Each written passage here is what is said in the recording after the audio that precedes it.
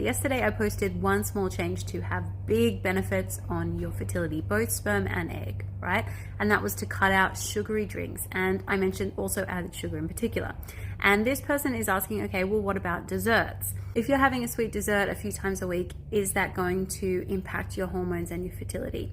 And the short answer is it really depends. You'd really need to consider your circumstances a little bit, right? Firstly, the sugar content of what you're eating. Some desserts, especially things like ice cream and even yogurt, can be very high in sugar depending on the brand. And also portion size, right? For really sweet foods, a portion that looks like not very much could still contain a very substantial amount of sugar. And the other thing is you've got to look at individual health status, right? So someone who is starting to have insulin resistance, for example, should really be avoiding added sugar. We've kind of trained our palates in our modern diet to need sweeter and sweeter foods to scratch that sweet fix itch, right? And of course, our brain squirts out a big hit of reward chemicals when we eat really sweet foods, so they're addictive. But the truth is our metabolisms are not evolved to cope well with refined sugar, and a lot of us are consuming way more sugar than we realize in added foods. It doesn't mean you can't enjoy yourself and have a slice of birthday cake or whatever, but it does mean that if you're wanting to support your health and your fertility, that you need to be really aware, especially of hidden sources of sugar, and keep sugary foods in moderation, more as a special treat, right?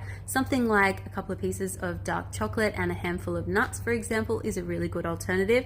Now, if you're used to having half a tub of Ben & Jerry's, that is initially probably not going to hit the spot for you, but give your palate a chance to adapt and your blood sugars a chance to level out, and then you'll probably find it will. Any questions? I'll meet you in the comments.